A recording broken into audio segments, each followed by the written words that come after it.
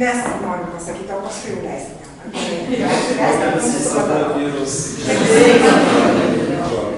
Mielas Algi, iš tikrųjų šis puikus įvertinimas yra turbūt Lietuvos kultūros istorijoje įdomus dar ir tuo, kad pirmą kartą įvertintas kultūros administratorius darbas. Tiesa?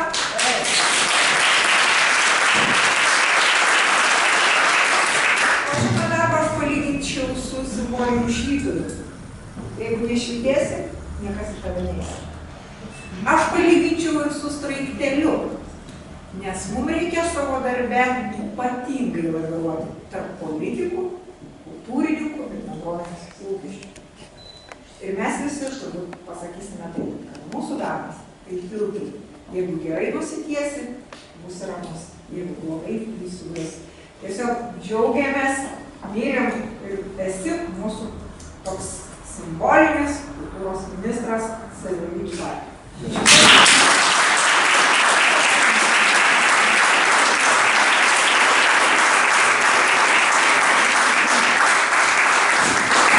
Ačiū labai nuoširdžiai, kiek netikėta.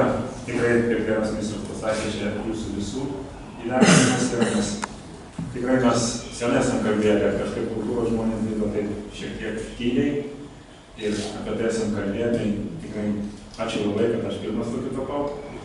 Na, o tikrai tai šiandien klausydamas ir švietimo ministerijos atstovų ir apskritai, dabar čia mes kai kas į politiką bandoma eiti, ne todėl, kad ta politika mums artima yra, todėl, kad norim šaukti, kad kultūra vis tik tai yra valstybės pamatas.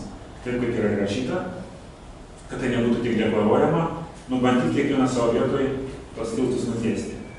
Tačiau man nori šaukti kitą prasme, kad vis tik mes turim galvoti apie tą kultūros vertikalę, ne tik tai, kad bendruomeniškumas užimtumas, bet apie dvasinį augimą, kad kultūra tai ne vien tai yra tik tai suvokiama kai kurių politikų, tik tai šokiai, rateliai, tai yra tas dvasios būvis, kurį mes vedam žmogų, kad jam būtų pagrindas po kojom. Tai aš manau, visi mes dėl to čia sėdim, dėl to dirbom, dėl to naktimis tuose seminaruose neįgam gulti, o diskutuojame visą gyvenimą.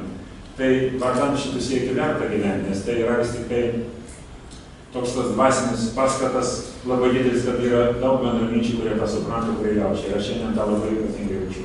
Ačiū jums visiems ir linkiu visiems tikrai didelės stiprybės. Tikėti, gerbiamas ministrė, kad tikrai kultūra bus, gal trečias asmuo tikrai kultūros žmogus bus, nes aš manau, kad kitaip valstybė nesukurs savo ateities. Ačiū tikrai.